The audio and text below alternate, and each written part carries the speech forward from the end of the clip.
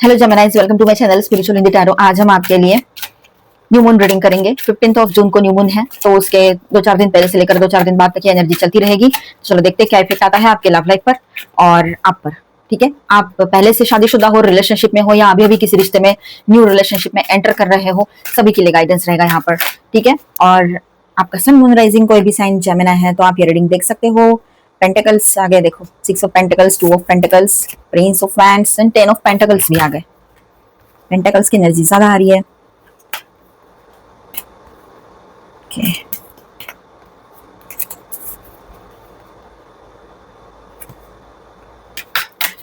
Angel please guide the sun. तो Geminis यहाँ पर देखिए, आपके पर्सन की मैं बात करूं, यहाँ पर 2 तरह की एनर्जी दिखाई दे रही है मुझे। कि जैसे कि कुछ एनर्जीज ऐसी है कि चेंजेस वाली है, ट्रांसफॉर्मेशन वाली है, तो कुछ एनर्जीज ऐसी है जो कंफ्यूजन भी बढ़ा रही है। ठीक है, चलो मैं कुछ कार्ड्स अलग ही कर लेती हूँ इसमें से, जो मुझे लग रहा है कि कंफ्यूजन बढ़ सकता है, इंपल्सिव एनर्जीज आ सकती है। ठीक है, तो चलो यहाँ पर मैं सही से कार्ड्स मैनेज कर लेती हूँ पहले। तो देखिए यहाँ पर सब कुछ किस तरह से रहेगा।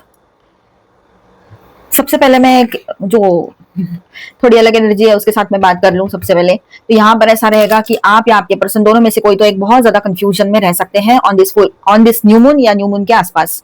ठीक है, बहुत ज्यादा कंफ्यूजन आपका रह सकता है दोनों में से किसी एक का। ठीक है, और ये कंफ्यूजन के चलते सारा सब कुछ बैलेंस करना बहुत मुश्किल हो सकता है आपके लिए भी और आपके पर्सन के लिए भी। तो आप कंफ्यूज क्यों हो? आप कंफ्यूज इसलिए हो कि आपको समझ में नहीं आ रहा है ये रिश्ता कहाँ जा रहा है। अगर काफी टाइम से रिलेशनशिप में हो, कोई कमिटमेंट नहीं है, कुछ भी नहीं है इसमें, आपने बार बार देख लिया वो आपको डिसरिस्पेक्ट भी करते हैं और थर्ड पार्टी में भी जा रहे कहीं कहीं पर, तो आपको समझ नहीं आ रहा क्या करें। मैरिड हो तब भी आप समझ नहीं पा रहे हो इसको किस तरह से समझा जाए। तो जहां पर ऐसी सिचुएशन है वहां पर आप बहुत कंफ्यूज हो सकते हो। ठीक है, और आपके पर्सन की बात करें तो उसके सामने बहुत सारे काम है देखा जाए तो, मतलब जॉब है, बिजनेस है, करियर है अपना, और हेल्थ है, घर वाले हैं, बाकी सारी चीजें हैं, आप हो, तो बहुत कुछ है उसके पास, ऐसा उसको लगता है। इसलिए वो कंफ्यूज है, इसलिए वो ज्यादा परेशान है। जबकि देखा जाए तो सारे कंफ्यूजन की जड़ क्या है? तो ओवर थिंकिंग। ओवर थिंकिंग करना बंद करो, शांत हो जाओ आप भी और आपके पर्सन भी, तो ये कंफ्यूजन नहीं रहेगा। अगर कहीं पर ऐसा है तो वहां की बात थी।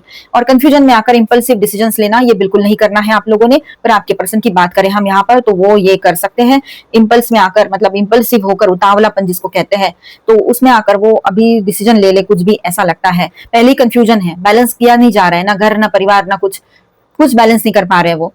ठीक है, आपके पर्सन, एक तो उनके ऊपर कर्जे चढ़े हुए हैं, वो सही करना है, करियर सही करना है, हेल्थ का ठिकाना नहीं है कहीं कहीं पर आपके पर्सन का, फिर भी उनको अपनी सारी हरकतें भी करनी है। आपसे सही से रहना उनको आता ही नहीं है, जैसे कि मानो सीखा ही नहीं है, और सारा ब्लेम आपको करना है कि तू ऐसी तू वैसा, इस तरह से। तो आप तो परेशान हो गए हो कि ये सब क्या है, मतलब इसके बारे में सोचो, इसके बारे में फिक्र करो, प्रेयर्स करो, इसकी केयर करो हर तरह से।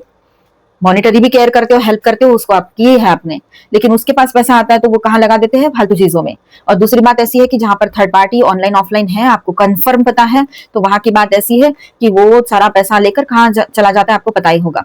ठीक है, तो ये बातें आपको बिल्कुल पसंद नहीं है, इस वजह से आपने बहुत बार प्रोटेस्ट किया, मतलब नहीं अपने लिए स्टैंड लिया, लेकिन आपके पर्सन जो है आपको मीठी मीठी बातों में एक तरह से बहलाना बोलो, ये सारी चीजें की है। कहीं कहीं पर ये एनर्जी है, हर कोई अपने ऊपर मत लीजिएगा, जनरल रीडिंग है, सबके सिचुएशन सेम नहीं, सबके पार्टनर की सिचुएशन भी सेम नहीं है। ठीक है, तो अब हम यहाँ पर ये एक एनर्जी ऐसी रहेगी, ये चलेगा कहीं कहीं पर।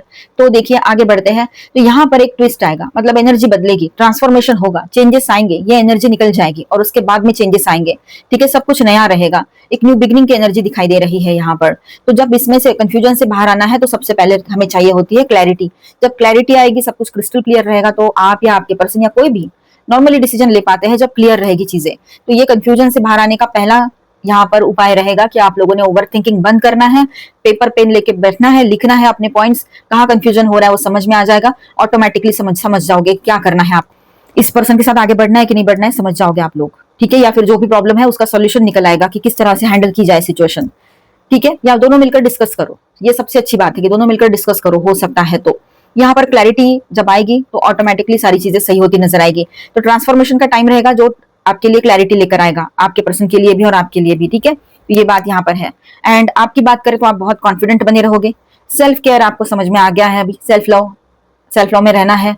ठीक है, खुद का केयर करना है, खुद से इंपॉर्टेंट हम किसी और को क्यों ही समझे और क्या है इंपॉर्टेंस है किसी को, जब किसी और को हमारी कदर नहीं है। तो ये चीजें आप समझ जाओगे। और आपके पर्सन की बात करें तो जब जैसे उसको क्लैरिटी मिलती है, आप रिलेशनशिप में हो या शादीशुदा हो, काफी टाइम से उनके लिए बात कर रहे हैं, है ना, 2 साल 1 साल या कितना भी टाइम हुआ हो, जिनकी अभी अभी रिश्ता शुरू हुआ है उनके लिए हम बाद में बात करेंगे, ठीक है। तो जो लोग काफी टाइम से रिश्ते में है या मैरिड है, तो आपके लिए कैसा रहेगा, तो आप अपनी बात को समझ रहे हो, अपनी वैल्यू समझ रहे हो, कॉन्फिडेंट बने रहोगे, ठीक है। अपनी जगह आपको पता है अभी क्या है, पहले जैसे आप नहीं हो कि बस इसी के ऊपर डिपेंड है, ये रुलाए तो रो दे, ये हंसाए तो हंस दे, ऐसे नहीं है अभी। आपको अपनी वैल्यूज करना समझ गए, आप अपनी वैल्यू करना समझ गए हो। अब यहाँ पर देखिए, आप कॉन्फिडेंट बने रहोगे, आप अपनी तरफ से डिसीजन लेना चाहते हो कि मुझे क्या चाहिए अब मुझे पता है, तो डिसीजन मैं लूंगी, मैं लूंगा, इस तरह से आपके माइंड में रहेगा। और ये कोई ईगो या गुस्से की वजह से नहीं है, ये मिले हुए एक्सपीरियंसेस की वजह से आया है ये सब कुछ आप में, ठीक है।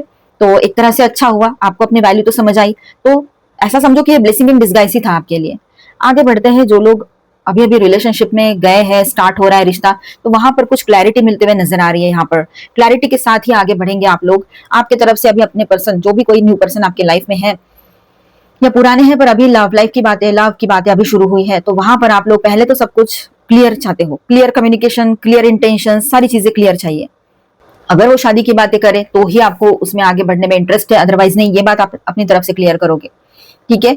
और आप अपने शर्तों पर ऐसा नहीं बोल सकते, लेकिन पहले जो ठोकरे खाई है उस वजह से अभी आप ये समझ गए हो कि मुझे क्या चाहिए, उस हिसाब से है तो ठीक है, अदरवाइज नहीं। ऐसा नहीं कि आप बहुत कुछ, मतलब बहुत कुछ सोच रहे हो, ऐसा नहीं है। सिंपल सी बातें हैं, हेल्दी वेल्दी हस्बैंड या वाइफ, सिंपल सी बात सोच रहे हो कि वो हेल्दी रहे, लॉयल रहे और ठीक ठाक रहे, अपने अपने करियर में सही से रहे, और कुछ नहीं, ठीक है। अगर करियर करता है, करती है ना, और कुछ नहीं चाह रहे हो आप लोग। अब यहाँ पर देखिए, आप लोग सब कुछ बैलेंस चाहते हो, गिव एंड रिसीव, जिस रिश्ते में बैलेंस हो ऐसे रिश्ते में आपको आगे बढ़ने में कोई प्रॉब्लम नहीं है, कोई कमिटमेंट के लिए भी आपको प्रॉब्लम नहीं है। और यहाँ पर तो शादी की बातें आगे बढ़ती हुई नजर आ रही है। आप फैमिली चाहते हो उस पर्सन के साथ, और नया जो पर्सन है वो भी फैमिली चाहता है या चाहती है आपके साथ।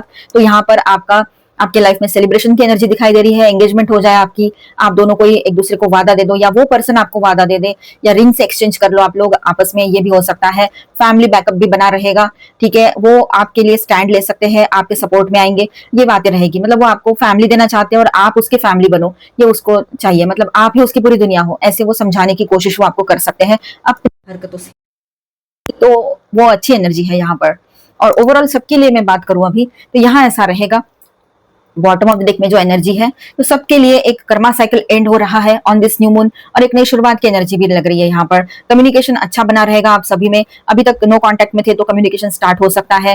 हो सकता है आपके पर्सन गॉड को प्रे कर रहे हो, एंजल्स को प्रे कर रहे हो कि सब कुछ ठीक कर दो, अभी क्या हुआ है, क्यों इतना सब कुछ प्रॉब्लम हो रहा है, अब नहीं, अब बस अब नहीं चाहिए ये प्रॉब्लम, ऐसा कुछ तो उनकी तरफ से रहेगा, ठीक है। वो दुहाई कर रहे हैं, दुआएं मांग रहे हैं, आपके पर्सन दुआएं मांग रहे हैं, गॉड से सॉरी कह रहे हैं अपने हिसाब से, ठीक है, ये सब कुछ चलेगा। तो ओवरऑल आपके लिए जो न्यू मून है वो पॉजिटिव एनर्जीज के साथ ही आ रहा है, ठीक है, आपके लिए सब कुछ मतलब सही रहेगा, ठीक है, नई शुरुआत रहेगी, और एंजेलिक गाइडेंस एंड सपोर्ट आपके साथ बना रहेगा। कर्मा एंड भी हो रहा है, तो बहुत अच्छी बात है, बहुत सारा कर्मा हमारा ऐसी एंड होते रहता है, फिर नया कर्मा हम जाने अनजाने में क्रिएट करते रहते हैं, वो बात और है। तो यहाँ पर मैं स्टार साइंस बताती चलूं, हेवी एनर्जीज की बात करें तो यहाँ पर जेमिनी, लियो एंड स्कॉर्पियो है, ठीक है। और माइनर अरकानाज में यहाँ पर है Aquarius, Libra, Gemini, Aries, Leo, Sagittarius, Taurus, Virgo, Capricorn, Cancer, Scorpio, Pisces, all 12 signs की एनर्जी है, ठीक है। तो सभी के लिए न्यू मून जो है बहुत ही पॉजिटिव एनर्जीज लेकर आ रहा है, चेंजेस एंड ट्रांसफॉर्मेशन की एनर्जी बन रही है, ठीक है। चलो यहाँ पर हम न्यू मून का गाइडेंस भी देख लेते हैं, ऑरेकल गाइडेंस देखते हैं। Fiery climax approaches full moon in Aries, तो फायरी क्लाइमैक्स वो तो हो ही सकता है, क्योंकि जब क्लैरिटी आती है, सारी चीजें क्लियर हो जाती है, तो सामने वाले पर्सन के पास बोलने के लिए कुछ नहीं रहता है, तो वो बौखला जाते हैं, तो उस वक्त ऐसी चीजें होती है, गुस्सा, मेरी बात कैसे सही है, ये बताने के लिए फिर झगड़ा। तो आपने शांत रहना है, क्योंकि आपको पता है सही गलत अभी, और आप कितना भी गुस्सा करो या उसने गुस्सा किया आप भी करो, तो हाथ कुछ नहीं आएगा। पर्सनल इशू रिचेस रिजोल्यूशन, अब पर्सनल लाइफ में जो भी इश्यूज चल रहे हैं वो सॉल्व होते हुए नजर आएंगे आप लोगों को। बिलीव इन द इम्पॉसिबल, तो इम्पॉसिबल चीजों में इन दिनों आपको बिलीव करने लगाएगा ये टाइम, ऐसी चीजें कुछ होगी आपके लाइफ में जो पॉजिटिव रहेगी आपके लिए, ठीक है। एक time to give rather than take, अब गिव एंड रिसीव बैलेंस करने का टाइम आ चुका है, ठीक है, ये बात यहाँ पर रहेगी आपके रिलेशनशिप में, आपके पर्सन के साथ, ठीक है। और यहाँ पर जेमिनी का कार्ड आया है, new moon in Gemini, communication इसकी, तो बातचीत सही से रखिए, बातचीत बंद मत कीजिए, जब तक बातचीत चलती रहेगी तो क्लैरिटी भी आती रहेगी, और बातचीत ऐसी हो कि जिसमें से कुछ आउटपुट आ रहा है, कि जहां से आपको क्लैरिटी मिल रही है, ठीक है। चलो देखते हैं कुछ कर्सेस चल रहे हैं या कुछ डार्क एनर्जीज है, क्या है देखते हैं। न्यू मून गाइडेंस आपके लिए, angel please guide.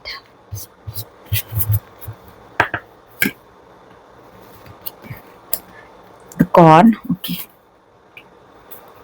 Okay,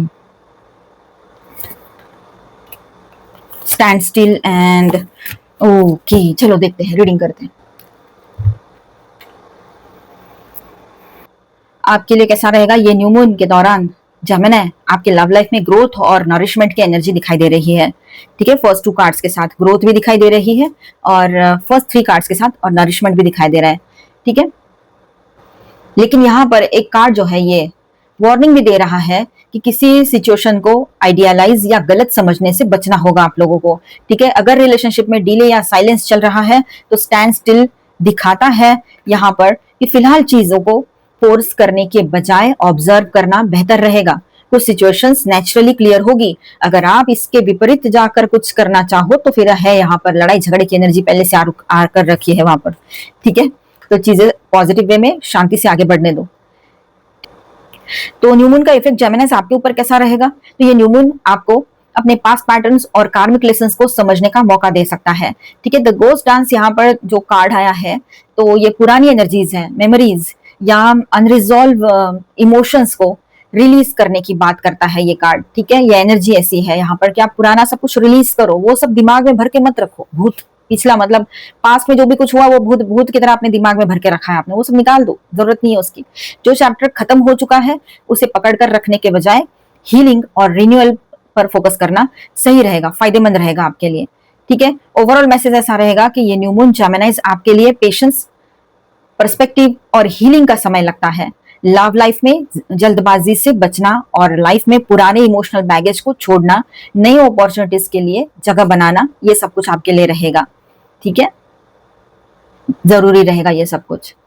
overall यहाँ पर आपके लिए यही चीजें रहेगी, अपने इमोशंस को थोड़ा सा बैलेंस करते चलोगे तो सही रहेगा। 22 222 4 टाइम 2 ये नंबर्स भी आपको ज्यादा दिखे इन दिनों, ये हो सकता है। और 2 नंबर 2 जो है वो मून का नंबर है, तो इमोशंस तो वैसे ही बढ़े रहेंगे, तो इमोशंस की वजह से गुस्सा गुस्सा हो सकता है, आपको रोना आ सकता है वक्त पड़े तो इसकी बातें सुनकर, और बहुत इस तरह से। तो ये बातें बिगड़े नहीं, इसीलिए चीजों को सही से समझो।